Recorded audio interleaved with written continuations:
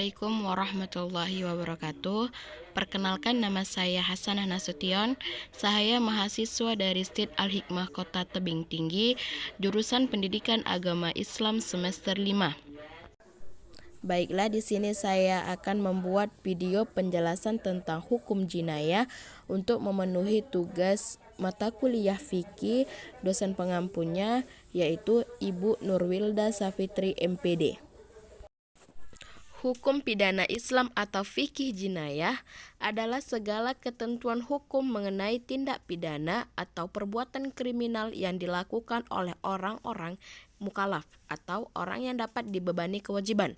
Dalam hukum pidana Islam, hukum kepidanaan atau disebut juga dengan jarimah atau perbuatan tindak pidana. Jarimah mencangkau dua kelompok pembahasan, yaitu jinayah dan hudud. Jinayah yaitu pembahasan mengenai tindak kejahatan pembunuhan dan penganiayaan serta sanksi-sanksi hukumannya seperti qisas, diyat, dan kafarat. Sedangkan hudud membahas tentang tindak kejahatan selain pembunuhan dan penganiayaan seperti berzina, qadzaf, mencuri, merampok, dan lain-lain, serta sanksi hukum yang dikenakan atas pelaku-pelaku kejahatan tersebut. Dalam hukum Islam, pembunuhan tersebut digolongkan dalam hukum jinayah yang meliputi membunuh, melukai, memotong anggota tubuh, dan menghilangkan manfaat anggota tubuh. 1. Pengertian pembunuhan. Secara istilah, pembunuhan adalah tindakan seseorang melenyapkan nyawa atau lenyapnya jiwa seseorang akibat perbuatan orang lain. 2. Macam-macam pembunuhan. A. Pembunuhan dengan sengaja atau qadrul amdi. Pembunuhan sengaja adalah pembunuhan yang dilakukan secara sengaja dengan niat benar-benar ingin membunuh atau menghilangkan nyawa dan menggunakan alat yang memungkinkan terjadinya pembunuhan. Syarat pembunuhan sengaja adalah pelaku seorang mukallaf dan berakal, adanya niat atau rencana untuk membunuh. Korban adalah orang yang dilindungi darahnya. Alat yang digunakan pada umumnya dapat mematikan. Pembunuhan yang dilakukan dengan sengaja termasuk dosa besar dan di akhirat diancam dengan siksa neraka, sebagaimana dijelaskan dalam surah An-Nisa ayat 9. وَلْيَخْشَ الَّذِينَ لَوْ تَرَكُوا مِنْ خَلْفِهِمْ ذُرِّيَّةً ضِعَافًا خَافُوا عَلَيْهِمْ فَلْيَتَّقُوا اللَّهَ وَلْيَقُولُوا قَوْلًا سَدِيدًا. Artinya, dan hendaklah takut kepada Allah orang-orang yang seandainya meninggalkan di belakang mereka anak-anak yang lemah, yang mereka khawatir terhadap kesejahteraan mereka. Oleh sebab itu, hendaklah mereka bertakwa kepada Allah dan hendaklah mereka mengucapkan perkataan yang benar. B. Pembunuhan semi sengaja, yaitu seseorang ingin melakukan pelanggaran terhadap orang lain namun tidak untuk membunuhnya. C. Pembunuhan bersalah, yaitu pembunuhan yang terjadi tanpa ada maksud untuk melakukan tindak pembunuhan itu sendiri atau terhadap orang tertentu, atau tanpa bermaksud pada salah satunya. Hukuman bagi pembunuhan. 1. Pembunuhan dengan sengaja.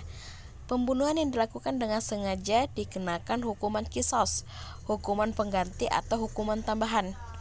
Hukuman qisas atau dibunuh kembali diberlakukan jika ada unsur rencana dan tipu daya serta tidak ada maaf dari pihak keluarga si korban atau yang terbunuh. Jika keluarga korban memaafkan, hukuman penggantinya adalah diyat. Kemudian, apabila sanksi qisas atau diyat dimaafkan, hukuman penggantinya adalah ta'zir. Hukuman tambahan bagi jaminan ini adalah terhalangnya hak atas warisan dan wasiat. Sehubungan dengan hal tersebut, Allah Subhanahu wa Ta'ala berfirman dalam surat Al-Baqarah ayat 178.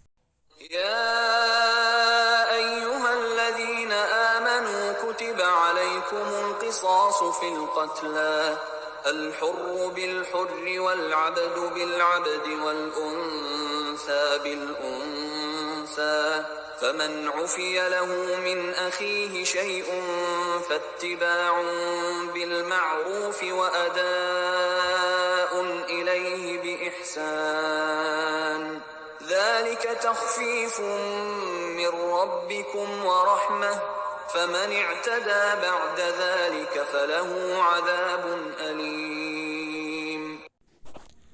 Artinya, hai orang-orang yang beriman, diwajibkan atas kamu kisos berkenaan dengan orang-orang yang dibunuh, orang merdeka dengan orang merdeka, hamba dengan hamba, dan wanita dengan wanita. Maka barang siapa yang mendapat suatu pemaaf dari saudaranya, hendaklah yang memaafkan mengikuti dengan cara yang baik. Dan hendaklah yang diberi maaf membayar diat kepada yang memberi maaf dengan cara yang baik pula. Yang demikian itu adalah suatu keringanan dari Tuhan kamu dan suatu rahmat. Barang siapa yang melampaui batas sesudah itu, maka baginya siksa yang sangat pedih. Kedua, pembunuhan semi sengaja. Hukuman bagi pembunuhan semi sengaja adalah tidak wajib kisos, hanya diwajibkan membayar diat yang berat atas keluarga pembunuh. Dalam kasus yang demikian, haram bagi keluarga untuk melakukan hukum kisos, mengingat ketidaksengajaan seseorang membunuh atau menghilangkan nyawa orang. Oleh karena itu, alternatif hukumannya adalah hukum diat atau ganti rugi. Berkaitan hal tersebut, Rasulullah SAW bersabda, artinya, ingat sesungguhnya pembunuhan karena salah yang menyerupai kesengajaan dengan alat cambuk dan tongkat diatnya adalah 100 unta. 40 diantaranya sedang hamil. Hadis riwayat An-Nisa dari Abdullah. 3. Pembunuhan bersalah. Sebagaimana halnya pembunuhan yang menyerupai semi kesengajaan, pembunuhan karena kesalahan ini tidak wajib kisos, namun mengakibatkan 2 konsekuensi, yaitu membayar diat yang dibebankan pada keluarga si pembunuh dan membayar kafarat. Menurut Imam Syafi'i, kafarat pembunuhan oleh diganti dengan memberi makanan 60 orang dengan 1 mud makanan atau beras per orang. Bila mana orang yang terkena kafarat tidak mampu melakukannya karena sudah tua atau ketuaan dan sakit. Berkaitan dengan masalah pembunuhan karena kesalahan, Allah Subhanahu wa taala berfirman dalam surat An-Nisa ayat 92. وَمَا كَانَ لِمُؤْمِنٍ أَن يَقْتُلَ مُؤْمِنًا إِلَّا خَطَأً وَمَنْ قَتَلَ مُؤْمِنًا خَطَأً فَتَحْرِيرُ رَقَبَةٍ مُؤْمِنَةٍ وَدِيَةٌ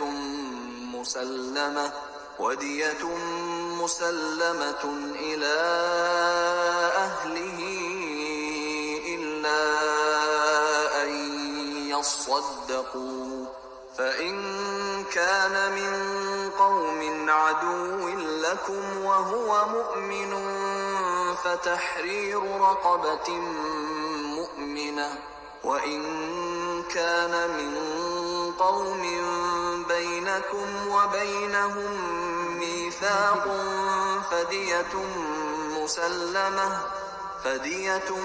مُسَلَّمَةٌ إِلَى أَهْلِهِ وَتَحْرِيرُ رَقَبَةٍ مُؤْمِنَةٍ فَمَنْ لَمْ يَجِدْ فَصِيَامُ شَهْرَيْنِ مُتَتَابِعَيْنِ تَوْبَةً مِنَ اللَّهِ وَكَانَ اللَّهُ عَلِيمًا حَكِيمًا. Artinya, dan tidak patut bagi seorang yang beriman membunuh seorang yang beriman atau yang lain, kecuali karena tersalah atau tidak sengaja. Barang siapa membunuh seorang yang beriman karena tersalah, hendaklah dia memerdekakan seorang hamba sahaya yang beriman serta membayar tebusan diserahkan kepada keluarganya atau si terbunuh itu, kecuali jika mereka atau keluarga si terbunuh membebaskan pembayaran. Jika dia atau si terbunuh dari kaum yang memusuhimu, padahal memerdekakan hamba sahaya yang beriman, dan jika dia si terbunuh dari kaum kafir yang ada perjanjian atau damai antara mereka dengan kamu, maka hendaklah si pembunuh membayar tebusan yang diserahkan kepada keluarganya atau si terbunuh, serta memerdekakan hamba sahaya yang beriman. Barang siapa tidak mendapatkan hamba sahaya, maka hendaklah dia si pembunuh berpuasa 2 bulan berturut-turut sebagai tobat kepada Allah, dan Allah Maha Mengetahui dan Maha Bijaksana. Pengertian kisos. Kisos adalah ketentuan tentang kejahatan yang dibalas dengan perlakuan serupa atau memberi perlakuan sama terhadap pelaku tidak pidana sebagaimana ia melakukan terhadap korban.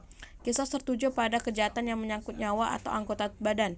Apabila seseorang membunuh orang lain, wali korban berhak menuntun balas melalui hakim untuk pembunuhan pelaku pidana tersebut.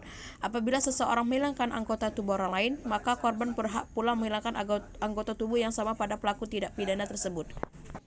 Syarat kisos. Hukum kisos dapat dilakukan apabila terpenuhi syarat-syarat berikut. Pertama, orang yang membunuh itu sudah balik dan berakal. Kedua, ada kesengajaan membunuh. Ketiga, yang membunuh bukan bapak dari yang dibunuh. Keempat, dilakukan secara langsung atau demikian. Jika ada yang menggali lubang di depan rumahnya, tiba-tiba ada orang yang terjatuh ke dalam lubang dan meninggal, si penggali tubuh tidak dapat dikategorikan sebagai pembunuh dengan sengaja. Kelima, ikhtiar atau bebas dari paksaan. 6, yang dibunuh bukan budak yang dimilikinya. Ketujuh, yang dibunuh bukan orang kafir. 8. Ada bukti yang menyatakan bahwa pelaku pembunuhan atau pelaku kejahatan yang menghilangkan anggota tubuh seorang adalah benar-benar pelaku terpidana tersebut. Ke-9, ada 2 orang saksi yang benar melihat kejadian perkara. Ke-10, pembunuhan oleh massa. Jumhur fuqaha mengatakan apabila ada satu kelompok orang membunuh seorang laki-laki, mereka semua dihukum qisas. Pengikut mazhab Zahiri berpendapat bahwa satu kelompok orang tidaklah terkena hukuman qisas karena membunuh seorang. Mereka berpedoman pada firman Allah Subhanahu wa taala dalam surah Al-Maidah ayat 45. Artinya, dan kami telah tetapkan terhadap mereka di dalamnya Al-Taurat bahwasanya jiwa atau dibalas dengan jiwa, mata dengan mata, hidung dengan hidung, telinga dengan telinga, gigi dengan gigi, dan luka dengan luka pun ada kisasnya. Barang siapa yang melepaskan hak kisasnya, maka melepaskan hak itu menjadi penebus dosa baginya. Barang siapa tidak memutuskan perkara menurut apa yang diturunkan Allah, maka mereka itu adalah orang-orang yang zalim. Dasar hukum qisas. Hukuman qisas merupakan hukuman yang telah ditentukan batasnya, tidak ada batas terendah dan tertinggi, tetapi menjadi hak perorangan, si korban dan si walinya. Pembunuhan yang dilakukan dengan sengaja wajib diqisas, pelakunya dikenakan hukuman mati. Pengertian diat. Diat menurut bahasa Arab berasal dari kata yang berarti tebusan atau denda. Sinonim kata diat adalah yang berarti pengikat. Diat menurut istilah adalah sejumlah harta benda yang wajib ditunaikan pada pihak korban atau sebagai denda akibat tindakan kejahatan, baik pembunuhan maupun pelukan dan pemotongan anggota tubuh. Berdasarkan definisi di atas dapat dipahami bahwa diat selain berlaku dalam pembunuhan juga berlaku dalam melukai dan memotong anggota tubuh seperti mata, hidung, telinga, dan lidah. Diat sebagai hukuman dan denda tindakan kejahatan memiliki 2 fungsi, yaitu sebagai pencegah, maksudnya untuk mencegah agar orang tidak berani melakukan pembunuhan atau perusakan anggota tubuh. Yang kedua sebagai penanggulangan, adalah agar orang yang pernah melakukan kejahatan tidak mengulangi perbuatannya. Sebab-sebab ditetapkannya diat. Bagi pembunuh atau perusak anggota tubuh ditetapkan diat atau denda karena sebab-sebab berikut. 1. Pembunuhan atau perusak anggota tubuh telah dimaafkan oleh keluarga terbunuh atau keluarga yang telah dirusak anggota tubuhnya. Kedua, pelaku pembunuhan atau perusak anggota tubuh melarikan diri dan pembayaran diatnya dibebankan kepada keluarganya. Ketiga, dalam keadaan qisas sukar dilaksanakan, yaitu apabila seseorang melukai anggota tubuh orang lain dan sulit ditentukan ukurannya, baik dalam maupun lebar lukanya. Keempat, mati pelaku pembunuhan atau perusak anggota tubuh. Dasar hukum diat. Dasar hukum bagi pelaksanaan diat adalah firman Allah Subhanahu wa taala dalam surah Al-Baqarah ayat 178. Artinya, tetapi barang siapa memperoleh maaf dari saudaranya, hendaklah dia mengikutinya dengan baik dan membayar diat atau tebusan kepadanya dengan baik pula. Kafarat adalah denda yang harus dibayar karena melanggar larangan Allah Subhanahu wa taala atau melanggar janji. Kafarat dapat berupa memerdekakan hamba atau budak yang Islam. Jika tidak mampu memerdekakan hamba, dia wajib berpuasa selama 2 bulan berturut-turut. Baiklah, sekian video penjelasan tentang hukum jinayah. Apabila ada kata-kata saya yang salah, saya memohon maaf. Saya akhiri, wabillahi taufiq wal hidayah. Wassalamualaikum warahmatullahi wabarakatuh.